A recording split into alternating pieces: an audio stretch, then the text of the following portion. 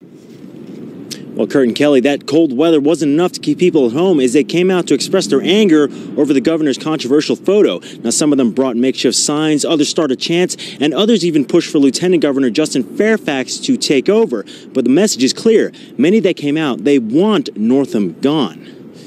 Hey, hey, oh, Ralph Northam's got to go. Hey, hey, oh.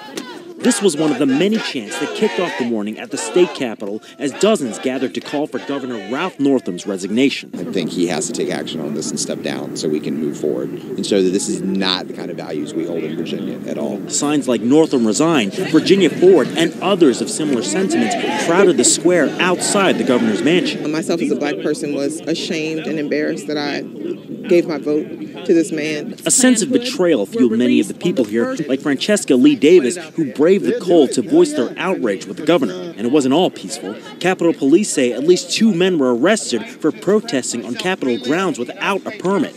One of the men can be seen here being escorted by police. Resign! Resign! Resign! I mean, I voted for him. I campaigned for him.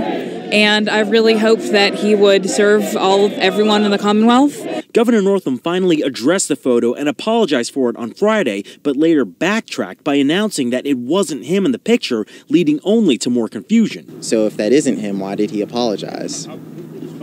Late Saturday, Northam held a press conference to say that he wasn't in the photo and that he will not be stepping down. Some locals we spoke to are split on that decision. That just goes to show you who really running that country and how they feel about minorities, African Americans, black people. And the past is the past. Everyone makes mistakes. As long as he's willing to admit that he made a mistake and that he's looking to move forward, I don't see any reason why he should resign or... Now, Capitol Police tell me apart from the 2 arrests, there were no other incidents with protesters today. We're live and on your side in Richmond. This is Enzo Domingo.